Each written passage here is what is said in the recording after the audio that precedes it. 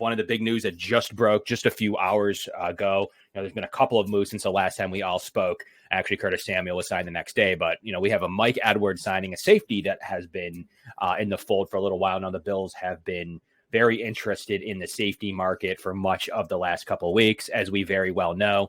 And they've had a few visits. Were they ever interested in Justin Simmons? We'll never know, but it seems like they've landed in and honed in on a guy that they've played against at least twice last year, and it's Tampa Bay prior to that. And Mike Edwards, a really good-looking free safety. So we have some advanced analytics and more to go over with Mike Edwards and why we think he's a good signing. The first thing's always first. If the other team is sad to lose him, it's a good signing. And they were pretty sad. Chiefs fans I saw were pretty sad to lose Mike Edwards. And Julian Blackmon's another guy they had in on a visit. Will the Bills still continue to be interested in him? The strong safety to Mike Edwards, free safety vibes, maybe still on the table. But Kevin, how are you feeling just first and foremost about the Mike Edwards signing? Is Julian Blackmon still around as we await for some of the contract details of Edwards as well? I really like this Mike Edwards signing. Now, if you remember on the show last week, I highlighted Mike Edwards as a sneaky candidate here for the safety position because everyone was talking about Justin Simmons and Julian Blackmon. And to your point, Blackmon was in on the visit and the Bills have been linked to him. But I said Mike Edwards could be a sneaky target here because I just think that Mike Edwards is steady and consistent.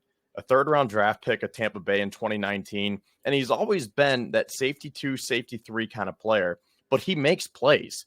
He has 4 touchdowns in his career, and as I mentioned, he's that fringe starter, but he makes the most of his opportunities with the first 4 years coming in Tampa and then going to Kansas City. And I believe it was Greg last week who talked about him, and we pulled his comment up, and he said, maybe we should start taking some Kansas City players and we can start to learn how to beat them. And I really like that aspect of it because Mike Edwards knows Steve Spagnuolo in and out now. I know he was only there for 1 year, but he's 27 going on 28. He's very smart. He's savvy. And you can pick his brain about how to take down Patrick Mahomes. And the other thing that I'll say real quick is that this does not prohibit the Bills from drafting a safety, but at the same time, it reduces the need. So if you are on the wide receiver train, the chances that the Bills are going to be taking a wide receiver in the first round just increased. Couple of increases there. I would say offense in general probably increased between receiver and where will offensive line land? Is that now increasingly going up on the fold, interior offensive line specifically? And then knowing Spencer Brown, will they draft somebody that would sit behind their 2 starting tackles? I certainly hope not. But last year, we thought they were pretty set at the interior O-line position and went and drafted a starter at right guard. So they could very much still draft a starting center, move McGovern to where he was a solid left guard last year, and then have still a solid Edwards as the sixth offensive lineman and basically blocking tight end and more or less a guy that still gets 10 snaps a game. So there's possibilities here of what the Bills will do in the first round. Does Mike Edwards open the door up? Could they further double down on it and get a strong safety to pair with Mike Edwards? Mike Edwards plays both, by the way. I would say he's truly, from what I've read and seen on film, he's truly more of a free safety is where he excels. But 146 snaps in the box, 102 at slot. So what does that tell you? He's covering tight ends. The Bills are going to have him matched up with certain tight ends in the league. Maybe he knows Travis Kelce's tendencies and a couple other tight ends as well as anybody. So we'll see if we see him in that kind of box role, and 346 snaps at free safety. So he's going to pretty much do a lot of different things, but still skewed free safety. Kind of fits in the Micah Hyde sense. Only a 1-year deal. We still don't know the terms of that deal. I'm assuming it's pretty decent looking. And one thing that I really like that I saw when he was the nearest defender in coverage, and this is a stat that I want to go over because I was highlighting Julian Blackmon and his run stopping stats, and he is pretty elite at it, and he's pretty elite in the box. Well, I think they're a good pair. But everyone asked me, what about his coverage? And one thing that I saw from Mike Edwards specifically, when he's the nearest defender, 45.8 completion percentage, which is third in the NFL, 25% tight window rate, which is third in the NFL, 58% success rate, which is 14th, a negative 0.15 EPA. That means negative 0.15 expected points against, 17th in the league. So he's pretty effective at basically the sport is allowing points when you're a defender, and he was doing so when he was targeted. 6.9 yards per catch as a safety is pretty good, and 28% hawk rate, which is how good he's able to get to the ball and make a play on it, 20th in the NFL. So top 20 in pretty much every single advanced passing category stat that you would want to imagine. they do use these. There's really not a great way to break down safety play based on tackles or what have you. So that's why some of these stats are a little bit more than just your box score snaps in the NFL. So does any of those jump out to you, Kevin? I mean, he's pretty good pass defender. Yeah, like I said, Mike Edwards is just that sneaky defender who is always in the right place at the right time, aside from that James Cook wheel route that he ran against him in Kansas City. And one thing that I do want to say real quick before I show you the stats that I had, remember this? Mike Edwards was one in coverage on Latavius Murray when Josh Allen pulled off that miraculous play in Kansas City. And he also had that one in the first quarter, or maybe it was end of the first quarter, beginning of the second, where he triple pumped on Dalton Kincaid, and then he sidearmed it to him, and he completed the pass, and Mike Edwards was in on the coverage, and he was just like, are you kidding me? How does this guy do it?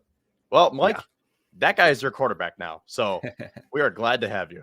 Yeah, some of the bigger plays that he allowed against the Bills were two plays that shouldn't have happened, honestly. So there you have it. I mean, he's been a pretty good defender just all around. I mean, just being 7th out of 66 in reception percentage with over 50% of snaps, obviously, is super good.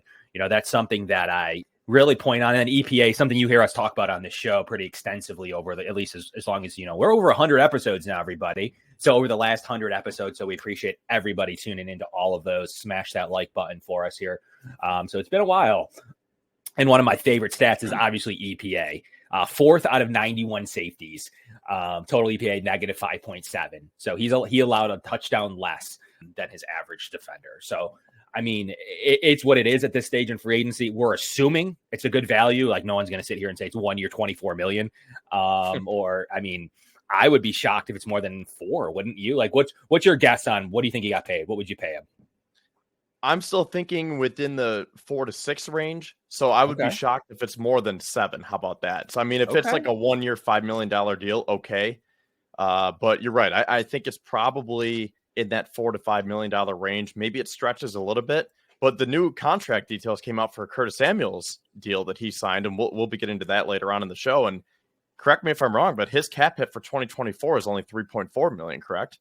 Yep, had to add a void year in there to get into that, so we can kind of get into some of the salary cap and where the Bills are at the moment, and we'll get into some free agent targets that we have remaining toward the end of the show. And it's almost draft time, so we're gonna have to start talking about some draft as soon as next week. So we'll do that and more toward the end of the show and kind of what we're thinking. But I thought another impressive statistic, just a straight up box score stat, second in the league with defensive touchdowns since 2021 with 4.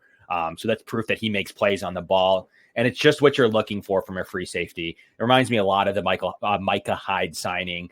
Micah, we gave a few more years to. So if Mike Edwards has a good year, we're in a little bit of trouble trying to retain him because he'll go to free agency. And I think was part of the appeal to choose the best team that he could possible.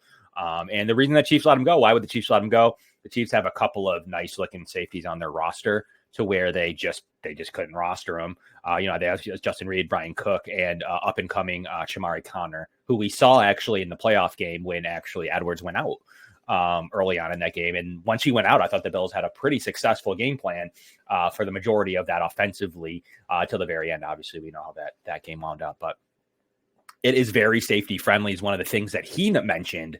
So, like, there's probably no reservations that he's going to be good in this defense, right, Kat? With his comments right off the bat that he mentions how good the system is for safety play. Yeah, I mean, I have the utmost confidence between Edwards and Sean McDermott for being able to coach him up. And you mentioned Micah Hyde, and let me pull this up because I tweeted this earlier, and I was just doing some advanced stats.